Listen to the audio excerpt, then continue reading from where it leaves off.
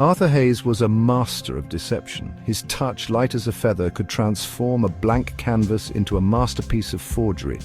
Birth certificates, passports, even ancient maps, all yielded to his uncanny skill. He lived in the shadows, a ghost in the city's underbelly. Arthur never considered the consequences of his actions. He was an artist, lost in the intricate details of his craft, the thrill of the challenge, the perfect imitation. That was his reward. He viewed the world as a grand stage, and he the ultimate puppet master. One day, a man approached Arthur with a simple request: forge a signature on a will worth millions.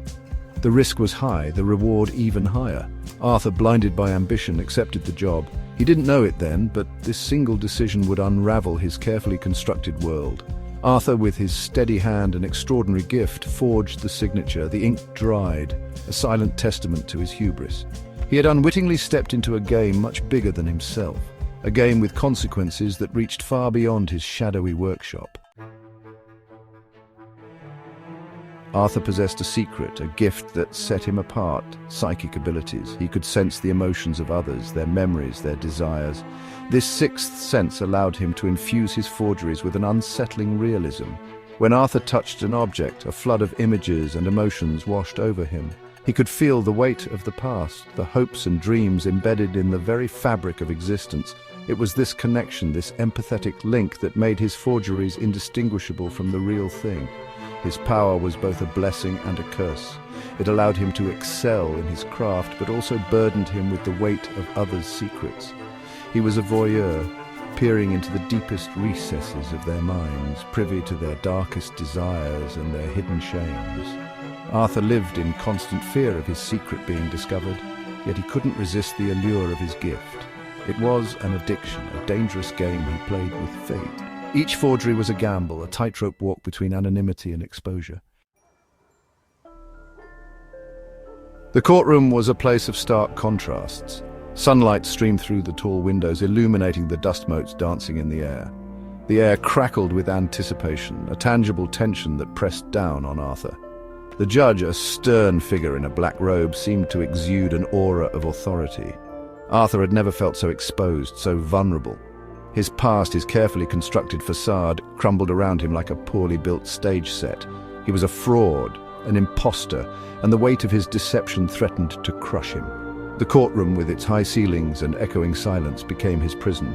He could feel the eyes of the jury on him, their gazes filled with suspicion and judgment.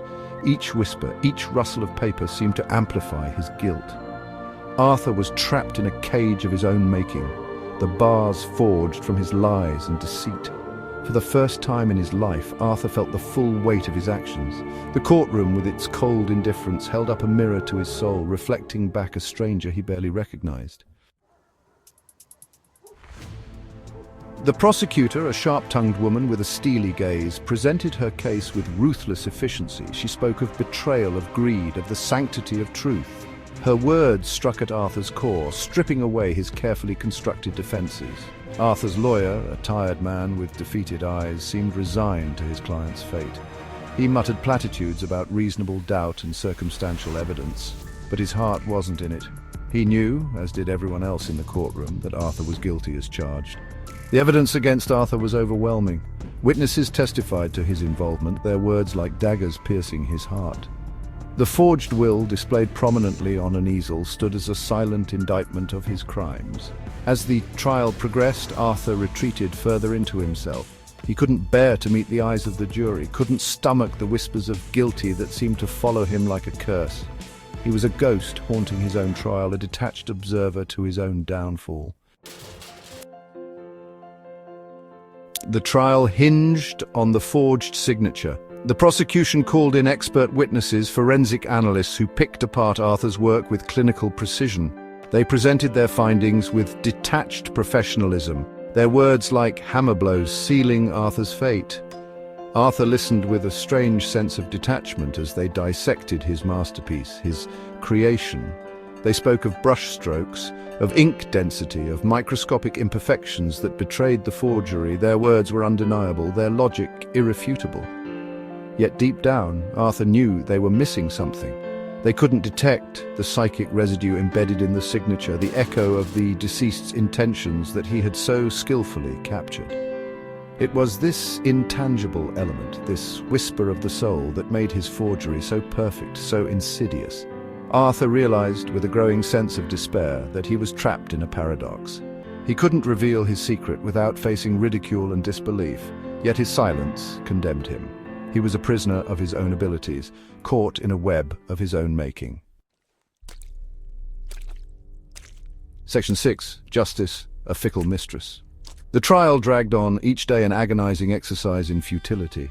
Arthur watched as the justice system, in all its flawed glory, ground its way toward an inevitable conclusion. He was a pawn in a game he didn't understand, a game with rules he couldn't comprehend. The courtroom, once a symbol of order and fairness, now felt like a crucible, a place where truth was twisted and justice was a matter of perspective. Arthur saw the flaws in the system, the biases and prejudices that colored every decision. He realized that justice wasn't blind. It was nearsighted, easily swayed by appearances and eloquence.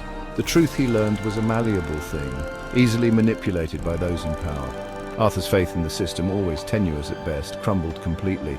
He was left with a profound sense of disillusionment, a bitter understanding that justice was often a matter of luck, of being on the right side of a flawed and imperfect system.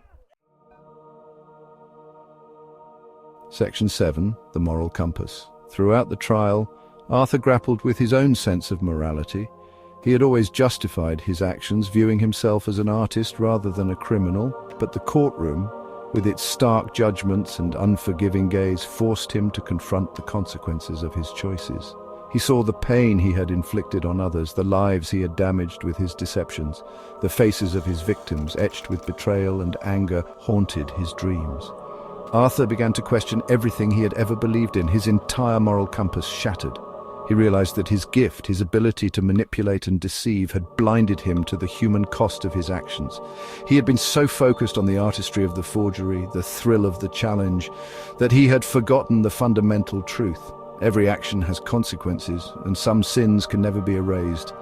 Arthur's journey became a moral reckoning, a painful exploration of right and wrong. He was forced to confront the darkness within himself, the shadows he had tried so long to suppress. Section 8. Sentenced by fate.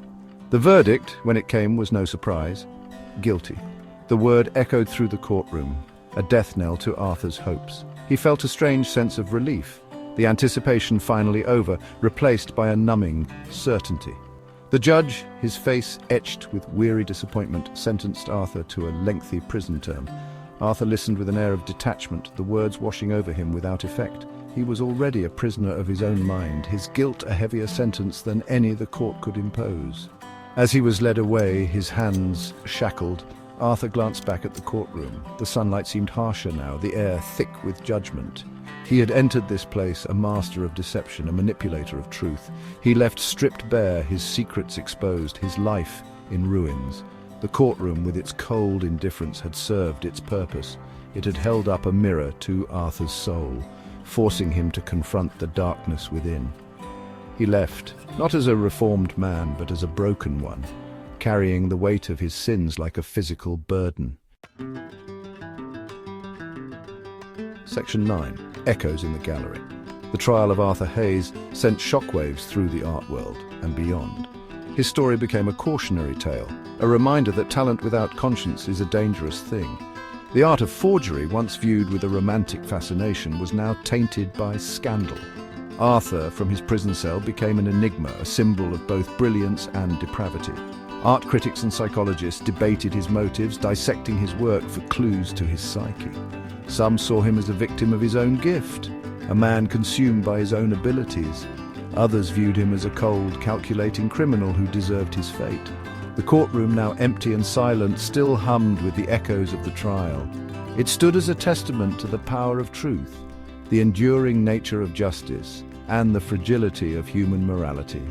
The case of Arthur Hayes, the forger with the psychic touch, served as a stark reminder that even in the shadows, actions have consequences, and deception, no matter how skillfully rendered, can never truly escape the light of truth.